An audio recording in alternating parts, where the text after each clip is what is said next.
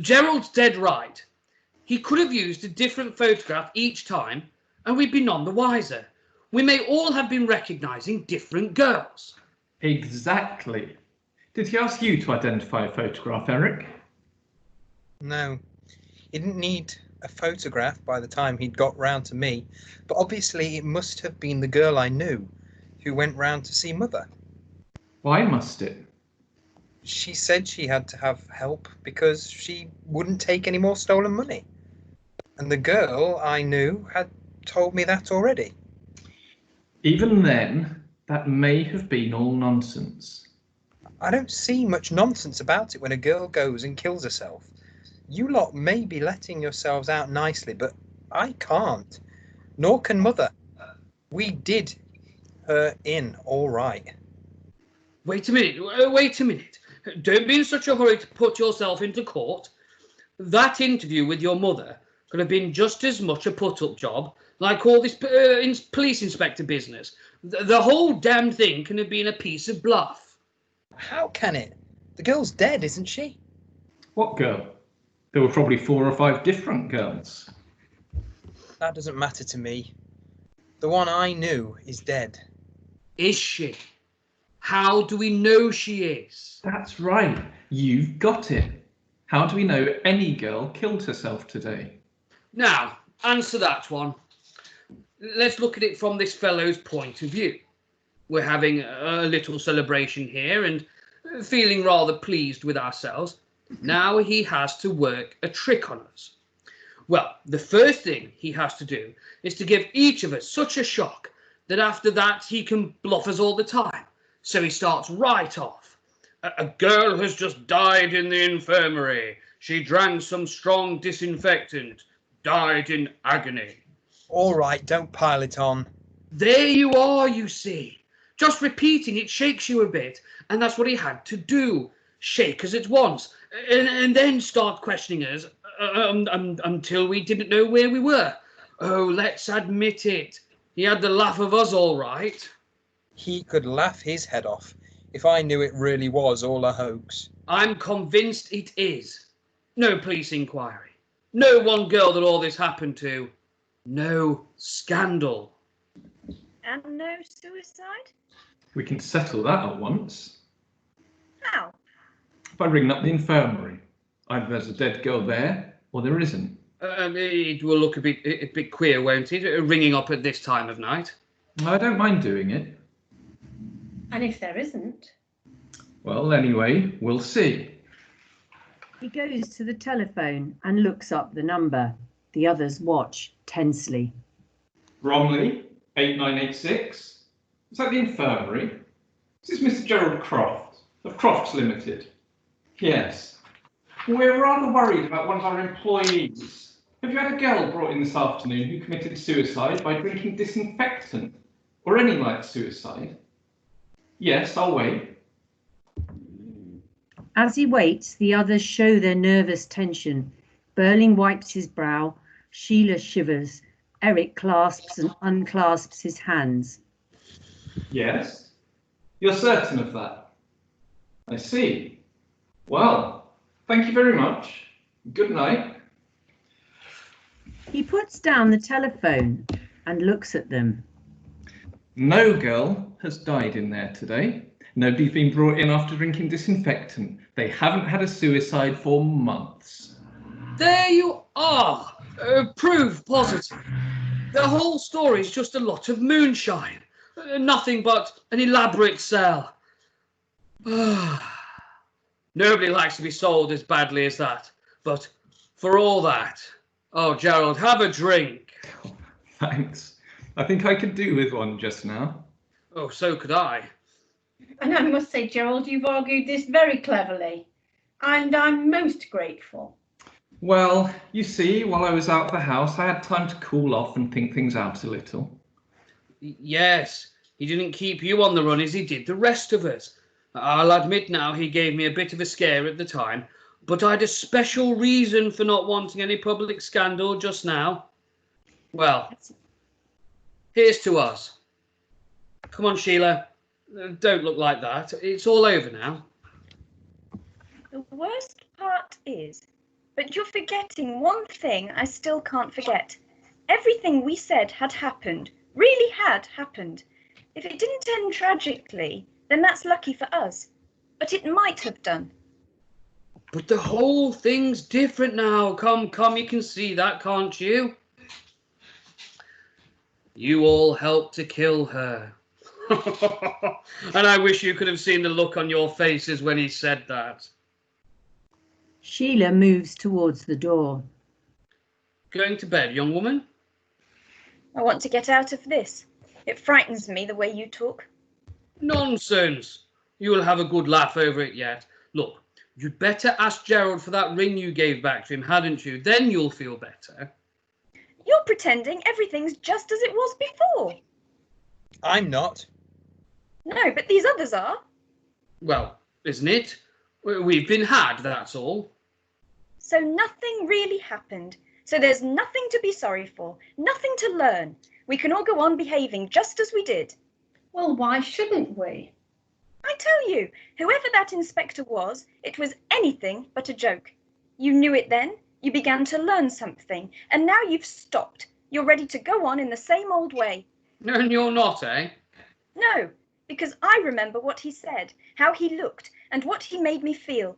Fire and blood and anguish. And it frightens me the way you talk, and I can't listen to any more of it. And I agree with Sheila. It frightens me too. Oh, well, go to bed then and don't stand there being hysterical. They're overtired. In the morning, they'll be as amused as we are. Everything's all right now, Sheila. What about this ring? No, not yet. It's too soon. I must think. Now, look at the pair of them. The famous younger generation who know it all. They can't even take a joke. The telephone rings sharply. There is a moment's complete silence. Burling goes to answer it. Yes? Mr. Burling speaking. What? Here, now. But obviously, the other person has rung off. He puts the telephone down slowly and looks in a panic-stricken fashion at the others. That was the police. A girl has just died on her way to the infirmary after swallowing some disinfectant. Police inspector is on his way here to ask some questions. As they stare guiltily and dumbfounded, the curtain falls. And that's the end of the play. And don't worry if you're feeling confused, that's exactly how you're supposed to feel at this particular moment. Why do we think it is this inconclusive ending? Because it's this idea of a cycle, isn't it? Like society's going through a cycle. They've had the First World War and an opportunity to change society based on that and the horrors of it, and hopefully people have learnt from it. Second World War happened and they didn't change in between the two world wars. So now it's kind of Priestley suggesting, look, we've had two horrible occurrences. We've had two opportunities. That was the last chance. We've got to change now, or there's no chance any longer of changing everything for the better, of creating a society that we want instead of the one that makes, sort of 98% of people destitute, have no money, have no position in society. Yeah, so as a significant portion of the Burling family haven't learnt, that's why the inspector's returning, or another inspector. To teach them a lesson. Yes, yeah, definitely.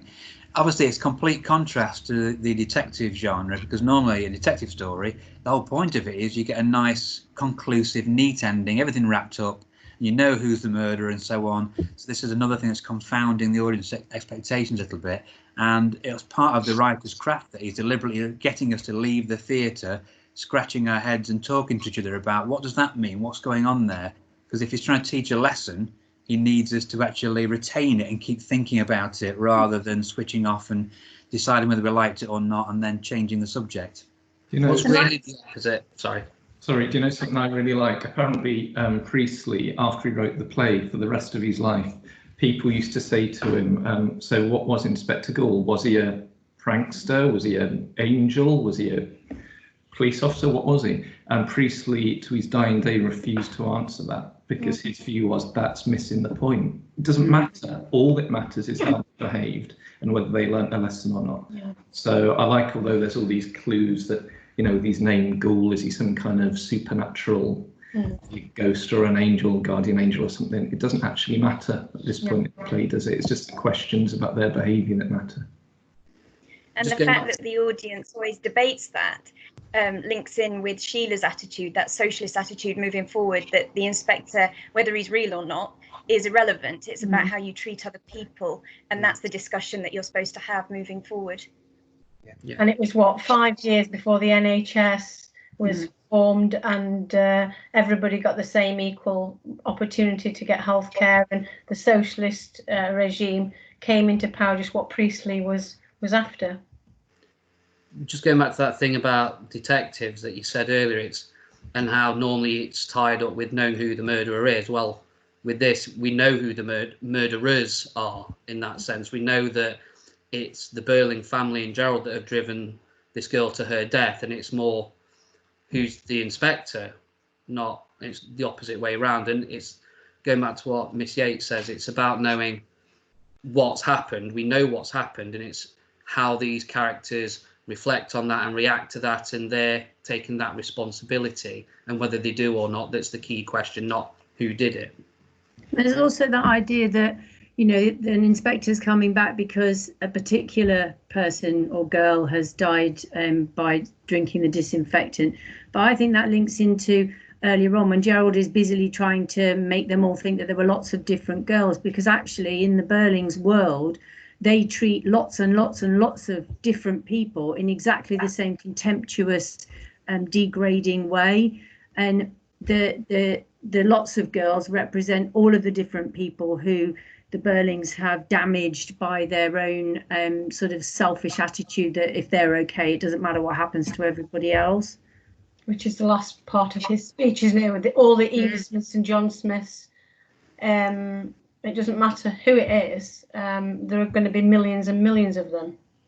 It's kind of like suggesting that until every single member of that society, that family, who then represent the different parts of society, until they all are on board with the ideas that the inspectors put across, until they're all sort of taking the same responsibility that Sheila and Eric does, they're going to get, if you want, a phone call almost every day of another girl. There's going to be another girl and another girl and another girl until they've all kind of taken a responsibility.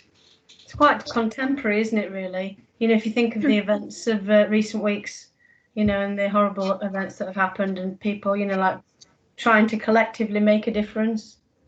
Definitely, and that's the idea of the audience retaining it, because we're supposed to think about our responsibilities.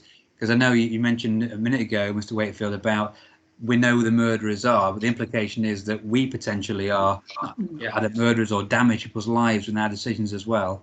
So we take it with us. I also think there's absolutely no doubt at all which side the audience are on now, especially because of some of the appalling behaviour at the end by some of the Burlings. The fact that Gerald offers the ring a second time as if it's all right, even though he's still had the affair, and the fact that Burling's raising a glass to toast it. I mean, that I think on stage that would be particularly sickening to an audience who would very much have a more of a deeper reaction and more likely to learn and not to behave that way. I think it's interesting at this bit, you know, the inspector says that Gerald didn't treat her quite either, or the girl, quite as badly as everybody else, but it's Gerald who's driving the let's get out of this scenario. And I think that says something about the kind of class and patriarchal system, which was not gone by the late 1940s, early 50s. And in fact, you know, we're probably still living through that today. So some of the more subtle messages perhaps of the play, like you just said, Mrs. Higgins, are still relevant today when we're fighting for equality for genders or races or religions, or, you know, of anyone in society. That I think, you know, where Gerald comes out of it a little bit lighter earlier on, it's at this later stage of the play that you start to think he hasn't learned anything at all. He just wants everything to go back to normal so he can have his like cushy little life at the top of the heap. I think when you start to look at responsibility and change as well, you know, it becomes pretty much every part of an inspector calls, you're looking at change or the lack of change, and both those things are important when you're writing an essay or when you're analysing that in a question, because the lack of change from the Burlings, Mr. and Mrs. Burling rather, is really important, as well as Eric and Sheila, who do, be that responsibility or whatever it is that they're kind of starting to accept. It's worthwhile noticing both of those things, and because both are worthwhile. It makes thinking about structure quite straightforward, hopefully, because you see character development or lack of development. Yeah. I think the thing with Gerald is he's kind of slap bang in the middle, isn't he? He's sort of almost halfway in between the ages of Eric and Sheila and their parents, or sort of somewhere in the middle. In the same sort of instances that he's upper class, but he's a younger man and his father's still alive, so he's not quite the head of the family. And that kind of goes with his responsibility as well. He takes almost individual responsibility for what he's done for Daisy Renton, but then that's not enough for him to take responsibility for the wider society, which Eric and Sheila learn. I think he's kind of in the middle. That's how I see him. Yeah, he's a slippery character, and that's what makes him probably quite interesting, because the others tend to be relatively straightforward in taking a position, whereas he seems to be much more of a grey area, more ambiguous in the way whether you favour him or dislike him in the play. Okay, well, I think we'll take our final bow and leave you to it. Thank you very much for watching. Thanks, guys. Thank you. Thank you.